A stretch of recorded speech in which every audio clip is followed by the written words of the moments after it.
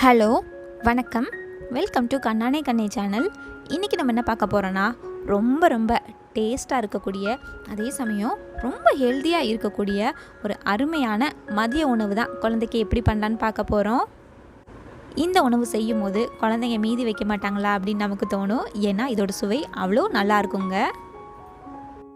இந்த ரெசிபி பண்ணுறதுக்கு 2 ஸ்பூன் போல் சாப்பாட்டு அரிசியை நல்லா அலசி எடுத்துகிட்டு ஒரு அரை மணி நேரம் போல் ஊற வச்சு இந்த பேனில் சேர்த்துக்கிறேன். கூடவே 3/4 கப் போல் தண்ணி சேர்த்துக்கிறேன். ஒரு ஸ்டவ்வில் மிதமான சூட்டில் இந்த பேனை வச்சிடலாம்.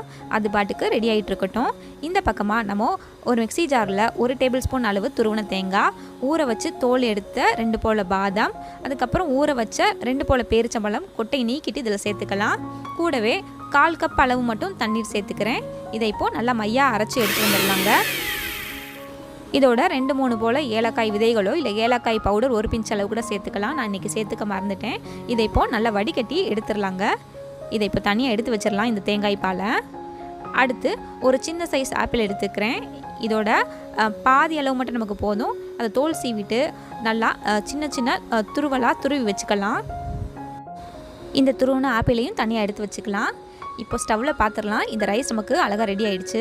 இந்த ரைஸ் ரெடி ஆனதுக்கப்புறமா பாருங்கள், தண்ணியோட அளவும் பார்த்துக்கோங்க. நல்லா ரைஸும் ரெடி ஆகிடுச்சு. இந்த டைமில் நம்ம தேங்காய் பால் இருக்குல்லையே அதை சேர்த்துக்கலாம். லைட்டாக ஒரு 2-3 நிமிஷம் மட்டும் இது இருக்கட்டும். அதுக்கப்புறமா லைட்டாக தண்ணி வற்றினதுக்கப்புறமா நம்ம அந்த துருவன ஆப்பிளை சேர்த்துக்கலாம். ஆப்பிளை சேர்த்துட்டு நம்ம ஒரு 2-3 தடவை இப்படி மிக்ஸ் பண்ணாலே தண்ணி எல்லாமே அப்சர்வ் ஆயிரும். ஸோ இந்த டைமில் நம்ம ஸ்டவ் ஆஃப் பண்ணிடலாம். இந்த ஆப்பிள் சாதத்தை குழந்தைங்க சாப்பிட்ற கன்சிஸ்டன்சிக்கு ஏற்றபடி நல்லா மேஷர் வச்சோ இல்லை மத்து வச்சோ இதை நல்லா கடைஞ்சி எடுத்துடலாங்க. இல்லை நீங்கள் மிக்சியில் கூட அரைச்சி கூட குழந்தைக்கு கொடுக்கலாம். ஆனால் இப்படி நம்ம கடைஞ்சி குழந்தைக்கு கொடுக்கும்போது குழந்தைங்க கொஞ்சம் கொஞ்சமாக மெண்டு சாப்பிட்றத பழகுவாங்க. ஆப்பிள் அதுக்கப்புறமா பேரிச்சம்பழத்தில் இருக்கிற இனிப்பு சுவையே போதுமானது. இதில் கொஞ்சமாக நெய் சேர்த்துக்கலாம். இன்னும் நல்லா மணமாகவும் ருசியாகவும் இருக்கும். இதோட சுவை அவ்வளோ நல்லா இருக்குங்க.